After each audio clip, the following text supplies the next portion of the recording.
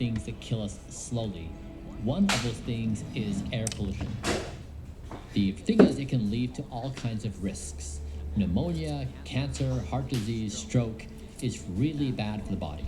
Now, air pollution is not just a problem in LA or just with fires. 99% of the world experiences air pollution challenges. India is the third worst country in the entire world for air quality. When I arrived, I was absolutely stunned. It's almost like fog, but it's air pollution. Nobody's wearing a mask. Nobody pays attention. In fact, there are people outside running and they're exercising in this air pollution. When we landed, we had masks, and even after 3 days, my body was covered in like red hives. My eyes were so red I could barely see. It had such an intense effect on my body. In India, poor air quality reduces life expectancy by 3.57 years, whereas cancer only reduces life expectancy by 3 years. So India is better off addressing poor air quality than solving cancer. That's how significant air quality is. Now, if you're convinced that air quality is important to your health and wellness and something that you want to pay attention to, the question is, how do you approach getting high quality air? Two things. One is you want to begin with measurement, both inside your house and outside your house. When you look here at my device, this is measuring PM 2.5, PM 1, which is 1 microns, and PM 10, also VOCs and also formaldehyde. So here, the measurement here for PM 2.5 is 3, and that is 2 below the WHO standard of 5 and below the EPA standard of 9, so very safe levels internally. This particular pollutant is identified because it's one of the more common pollutants from car exhaust, industrial pollution, and wildfires. It's one of the more well-studied things. It's 2.5 microns in size. It's small enough that it can bypass nasal hairs, get into your bloodstream, and get into organs. So it's uniquely pernicious to cause disease and negative health effects. So one, measure. Now, once you measure, the question is, how do you bring your levels down inside your house? The first stop you want to have is your HVAC system. You want to see what the filter is you have in there, and it's used by a filter called MERV, M-E-R-V. Now, you want to have at least a MERV 13. If you can go up to like a 16 or 17, that's even better, but not all HVAC systems accommodate these more robust filters. So find your HVAC system and try to have the most robust filter you can to capture the most pollutants. Once you do that, you can augment your air quality internally by having an additional air filtration device. I have it here by me today. It's built by IQ Air. It's a HEPA level filter plus a bunch of other things as well. This particular device is built for indoor air quality. I use these in every room with these filters to keep pristine air throughout the entire day and night. So it's been shown that a good air filter can reduce PM 2.5 by up to 40%. So the thing that's cool about this is once you have your measurement infrastructure set up, inside and you are outside, you set up your systems and then it's just done and forgotten, and you can be comfortable, you're breathing clean air, and you don't really have to think about it ever again. As you're becoming familiarized with the air quality outside, you can look at the AQI, so the Air Quality Index. You can go to iqair.com, and there you'll get a number. 0 to 50 is green. That means it's safe and you're fine. 50 to 100 is yellow, which means it can be sensitive. The next category is 100 to 150, 150 to 200, 200 to 300, and then 300 plus. Each one carries greater risk. By the time you get to 300, it's hazardous for everybody. So in LA, for example, the average is around 50 to 60, so borders on the tail end of healthy and in the range of unhealthy. So indoor, here at my home, it's pristine air quality. Outside, you're making a trade-off. So most cities in the US generally have really good air quality. If you have fires around your house, or it's something like the 4th of July where it's very polluted, but just be aware, look for green or yellow from the AQI. If it's above it, you want to be mindful because you could have some sensitivity to that. If you live in an area that has high air pollution, one thing you can do to mitigate the risks is wear a mask. There was interesting data that those who wore an M50 mask were able to reduce the mortality linked air pollution by 49%, an M49 mask by 37%, and M48 by 29%. So masks do meaningfully help reduce the pollutants that get into your body. So if you're outside in high air pollution, just be sure to wear a mask. The thing that I found most shocking is when I was in India and the AQI was somewhere between 100 and 200, with the PM 2.5 in the 70 to 100 range, nobody was wearing a mask. Nobody was even acknowledged that air pollution existed. Everybody was so normalized to it. It was absolutely shocking. It was such a moment of reflection. I thought, how do they not see this like omnipresent threat that had become invisible to them? I came back to the US. Disproportionate number of people in the US are obese. That is exactly the case. In India, air pollution is invisible. In the US, obesity is invisible. Like, it's just omnipresent here. So every society has its own blind spots on what they can and cannot see with health and disease. Air quality is unique in that it is a public good. When you walk outside, you can't just filter the air quality. It's something we all consume. But you can control things inside your home. Start with the basics, measure, know your base levels of air quality, and then work on your HVAC system, do the best you can there. Then if you need to, have air purifiers. That will get you to these low levels of PM 2.5. Then when you're outdoors, check the AQI. Is it 0 to 50 in green? If you're good. If you're higher, yellow or red, 50 to 150, be mindful you may want to wear a mask. It does not mean that you need to be overly concerned. Moderate actions on this go a very long way. So just set up systems, have them run autonomously in your life, and then go about your life as you normally would. But these very small steps will make a big difference in your health.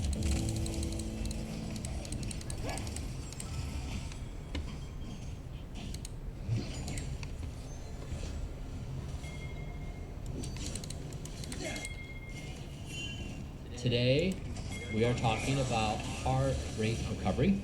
This is where you exercise, you stop, and then 1 minute later, you measure your heart rate. So for example, if your heart rate was 160 and after 1 minute it was 130, that would be a drop of 30 beats per minute. This is a significant marker of your cardiovascular and heart health. I did this recently and my HRR is 37 beats per minute, which puts me in the 75th percentile for elite athletes and the 99th percentile for the general population. The reason why you want a high HRR is because a bad one is an indicator of bad things to come, including coronary artery disease, heart failure, hypertension, metabolic syndrome, diabetes, and sleep apnea. A recent study in the New England Journal of Medicine evaluated over 2,000 participants with initial heart conditions, and those with low HRR had an all-cause mortality risk 400% higher in a 6-year follow-up. So it really is an important marker that foretells what's going to happen in the future, whether you are likely to live or die. All right, now measuring your HRR is easy. You can do it at home. You do need a heart rate monitoring device on your body. But what you're going to do is you're going to exercise vigorously. You'll see where your heart rate is at. You'll stop immediately and then rest for 1 minute.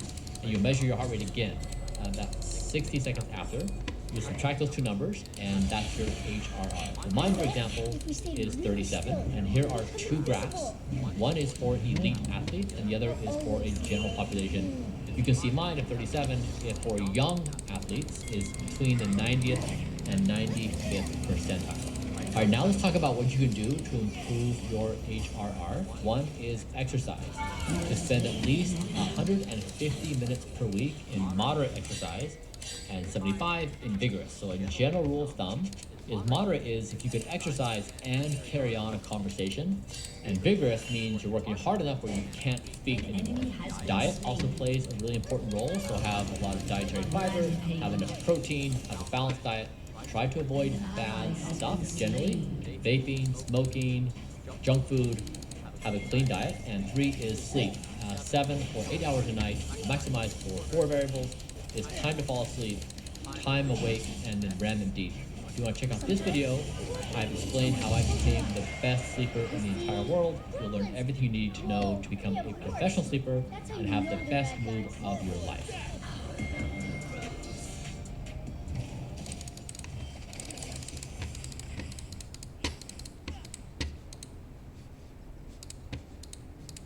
Over the past few years, I think we've built the world's best anti-aging protocol. Now, the secret to our success has been data. Science begins with counting. I've become the most measured person in human history. We've measured every part of my body. The problem is, getting data costs money. If you do blood work and imaging and VO2 max tests, it can be very expensive, as I've found out. So today, we're going to give you the same intuitions of why data is valuable. It allows you to know your baseline. It allows you to compare yourself with others your age and older or younger. And it gives you something to use to compare yourself for improvement. So today, we're going to give you 6 tests you can do at home. They're free. And it will give you a snapshot of your biological age, plus a 7th as a bonus if you have $20 you can spend. Let's go. Joining me today for the fitness test is my coworker, Lauren, who just joined the Blueprint team and finished her PhD. Lauren, do you want to come say hi? Hey friends! Yeah, as Brian said, my name is Lauren. I just finished my PhD where I studied single molecule detection using solid state nanopores. Now I'm here with the Blueprint team where I look at the most cutting edge science and research and we bring it all to you at home. Lauren, I'm glad you're here. Thank you. Okay, what we're trying to do here is build intuition around the difference between a chronological age and a biological age. A chronological age is the duration you've lived on this earth. Your biological age is a representation of your function. So for example, Lauren is a 30-year-old female, and for continuous push-ups, average would be 8. Now if Lauren does less than 8 push-ups, she's older biologically than her chronological age. If she does more push-ups, she's biologically younger. Let's do it. I'm ready. Now as Lauren does this, she's going to have her arms about shoulder width apart, and she's going to come down and touch her chest to the top of this tape, and then come back up and be fully extended. That technique is important, of course, because if you don't do a full extension or go all the way down, you might be able to do more push-ups, but it's not truly representative of the actual age test. Okay.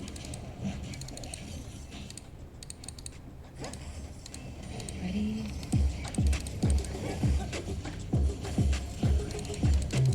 Five, 6, 7, 8.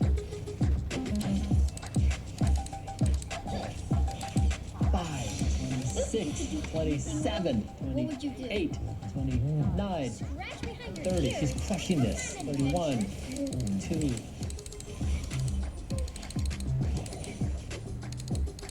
6, 7, 29, 40. Whoa! Lauren! Oh, 40 push-ups? Yeah. That was rough. How badly does that hurt? My chest is on fire. You're burning? Yeah. But it was so worth it, that score. In the data set, more than 60 push-ups for a female puts you in the excellent category. And Lauren just absolutely blew past that with 40. Crushed it. So, amazing job. Thank you, thank you. So that would be basically equivalent to be age 18 for your biological age for continuous push-ups. That's what I wanted to hear. Let's see how I do on the other side. That's a great start. All right, next is sit-rise test. What Lauren's going to do is she's going to sit down to her legs being crisscross applesauce and try not to use her knees, forearms, elbows, and then she's going to rise back up. Now, if she uses any of her body parts, including her knees or elbows, to either get down or come up, it's minus 1 point per touch. So if she uses her knees and arm, it'll be minus 2 points. You can score 10 points total, minus 1 for every infraction. Now, if there's any unsteadiness as she goes down, it's minus 0.5. Let's go. All right. You're laughing on the inside, so.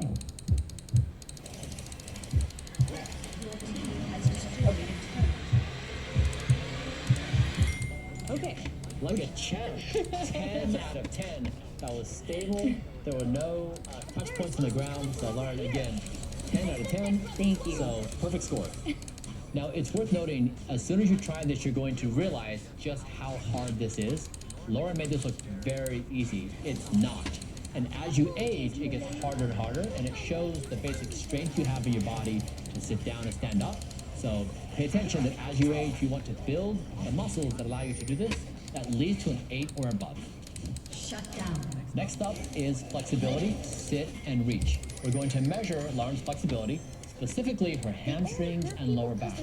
Now, flexibility is really important for injury prevention, risk of falling, and overall fitness. In this one, we have a careful setup, which you'll see, and Lauren is going to try to exceed 19 inches to be better than average. She wants to get the biggest number possible. So Lauren, let's see how we do it. Let's set this up.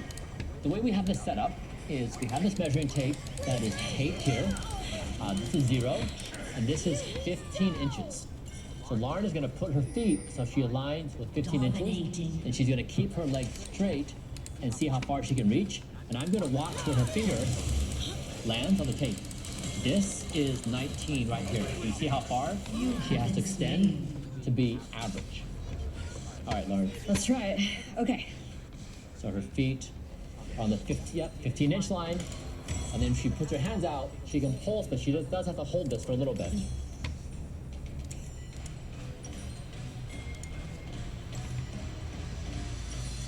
Okay, good. All right, Lauren got 21 3/4. So Lauren, you're 3 for 3. Great job. Thanks so much. Okay, next up is eyes closed, one leg stand. We're looking at balance. This is actually a really good predictor of all-cause mortality for people older, 41 and older. You're looking at balance. So what Lauren's going to do, she's going to choose a foot, take the other foot and wrap it around the side, arms down to the side, and then close her eyes. And she's going to see how long she can stay upright without falling over. Now, average for her age is 17 seconds. Of course, if she does more, that's better. So she gets 3 total tries. All right, Lauren, you are 3 for 3 in your test so far, maxing out all the ranges. How are you feeling about this test? I'm feeling a little bit good, but let's see. Okay, so as soon as you're ready and your foot comes up and your eyes close, I will start the timer. Okay. Let's use my right leg.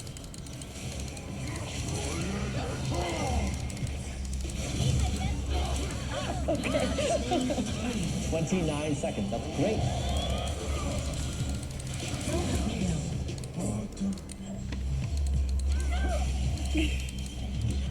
Seconds. No! So, yeah, well done. So that's number 2. So in both cases, she was better than average. Do you want to try a third time? Okay. Let's do the left leg, just for fun. Okay, let's go. Okay.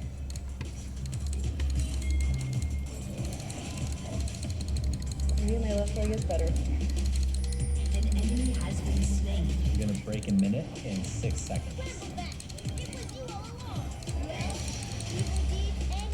Oh, okay. I lost. 1:33. That's my non-dominant leg too. I wonder. Amazing comeback. 29 seconds, 18 or 19. Yeah. And then a minute 33. Amazing job. Yeah. So 4 for 4. Lauren is crushing every test. All right, so now check where you should be on this graphic so you have a point of reference when you do the test. All right, next up is reaction time and reflex test. We're going to see Lauren's reaction speed. Now this is really important because as you age, you get slower in responding to things. Now, this is important because it's more pronounced in women than in men, but it creates risk in life. You want a fast reaction time. To do this, we're going to use an app, reaction time and reflex test, and we're going to play a game, Lights Out. So in the game, you will see Lauren's finger on screen. 5 lights will come on, and her task is remove her finger as fast as possible. When the lights go out, she'll get a score, and she'll repeat this trial 5 times. We're gonna start. Whoa, that guy sounds cool. Okay.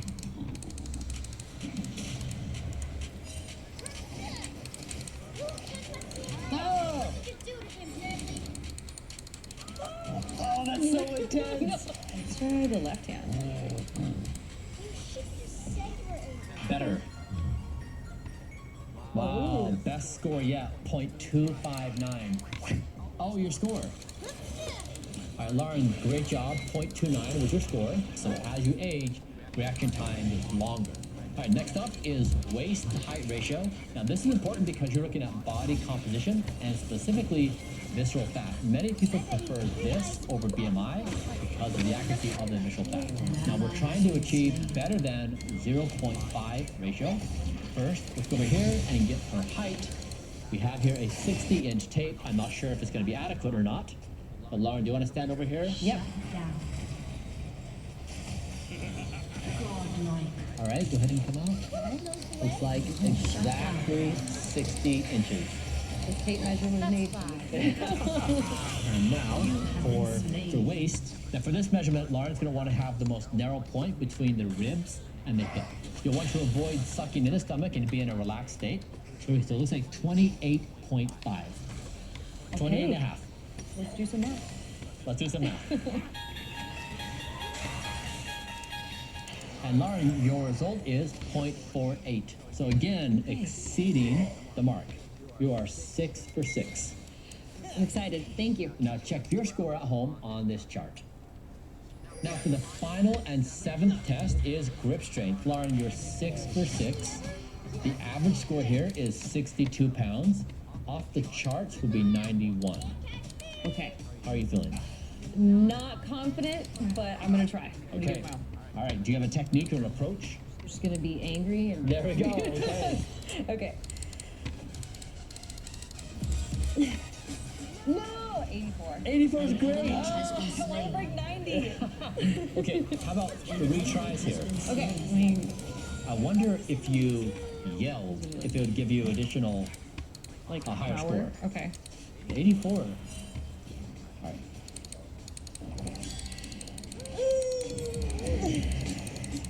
Oh, 85. 85.4. So she's getting very close to breaking through off the chart. Everything. If you're there Okay. with me, One more time.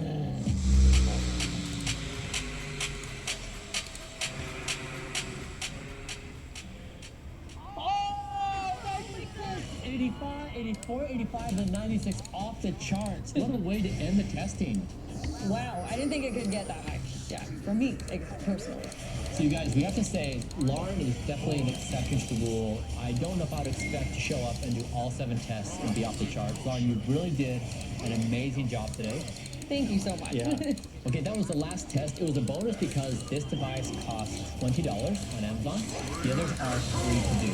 So I hope what you learned today is you build some intuition on what biological age means. That you can be chronologically a certain age, but you can function much younger or older. And not to be discouraged, if you get a result you don't like, you can improve. So this is by no means a comprehensive assessment of your health. There are other markers to look at, including blood work and your speed of aging and imaging, but this is just an entry point for you to understand you can baseline your age with a measurement and then systematically work to improve yourself. Now, Lauren was a great example today. She was off the charts in almost everything. If you're not there yet, that's okay. Getting your baseline measurements allow you to assess where you're at in life, and then it's the fun game of trying to improve yourself incrementally.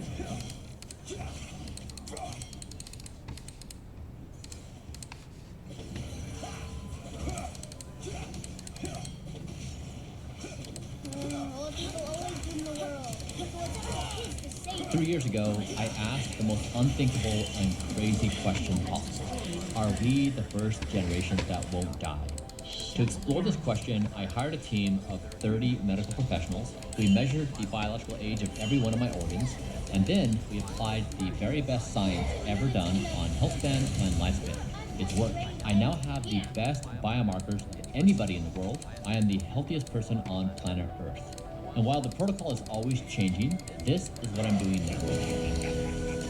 Every day begins for me not when I wake up, but when I go to bed, as sleep is my #1 life priority. I'm asleep by 8:30 p.m., and I naturally wake around 5 a.m., never using an alarm. The very first thing I do when I wake up is I get 10,000 lux light into my eyes for 3 to 4 minutes. As I'm sitting there, I'll take my inner ear temperature, as my body temperature has dropped 5 degrees Fahrenheit over the past few years, given metabolic efficiencies. Then I'll do a body composition measurement, looking at fat, muscle, hydration, weight, arterial stiffness using a smart scale. I'll then apply a hair serum, massage my scalp for 1 to 2 minutes, and wear a red light hair cap for 6 minutes. I'll do a breathing exercise or meditation for 5 minutes to get my mind and body set for the day. Then I'll consume an 8-ounce drink consisting of Blueprint Longevity Mix, collagen peptides, creatine, and some prebiotics. Next, I'll work out for 60 to 90 minutes. I will focus on strength, cardio, flexibility, and balance. While working out, I'll rotate listening to music, books, podcasts. On the weekends, I'll play pickleball, ride a bike, climb, hang out with friends. Next, for breakfast, I will have Blueprint Longevity Protein and Berry Nut Mix, collagen peptides, extra virgin olive oil, and 100% pure cacao with a few dozen pills. After breakfast, I will squeeze in a few additional therapies. Daily, I do red and near infrared light therapy 6 minutes a day. Currently, I have 2 additional therapies. One is hyperbaric oxygen therapy, and second is focused shockwave therapy, which I'm doing for my entire body, first and foremost. Next, I will jump into the shower, wash my face, apply moisturizer and vitamin C, and then 2 to 3 times a week, I will exfoliate with a Japanese washcloth. At this point in the morning, I'm feeling pretty good. I've had a fantastic night's sleep. I've fully exercised. I've had a nutritious breakfast. I'm now going to step outside and do a 10-minute walk in the sun. It feels fantastic on my skin. Now, I'm mindful of the time I'm out. The UV index is low, where I still get the stimulation and benefits of the sun, but without the damage. After this, my work day begins, and it's my favorite part of the entire day because my morning hours are my best hours. I'm open-minded, I'm creative, I'm fast, and so I prioritize the hardest tasks in a single time. Now, in my office, my desk and chair are situated so that I can rotate between sitting and standing, always maintaining proper posture. I find this to be useful because moving about increases blood flow, which increases my alertness. After the first few hours of the day of hard focus, I will have my next meal of the day, typically something like super veggie, which is a mixture of lentils, broccoli, cauliflower, mushrooms, hemp seeds, garlic, and ginger. Immediately following eating super veggie, I will jump back into focused work. Every 30 minutes, I'll do roughly 5 minutes of light activities, walking or bodyweight exercises, stretching. I find that it makes me more flexible of mind and of body. An hour and a half or 2 hours later, I will have my final meal of the day, which will be some combination of veggies, nuts, seeds, and berries. For example, I might have a stuffed sweet potato with avocado, tomatoes, chickpeas with a tablespoon of extra virgin olive oil. My daily caloric intake is 2,250 calories, which is made up of 25% protein, 35% carbs, and 40% fat. Note that I am plant-based by choice, excluding the collagen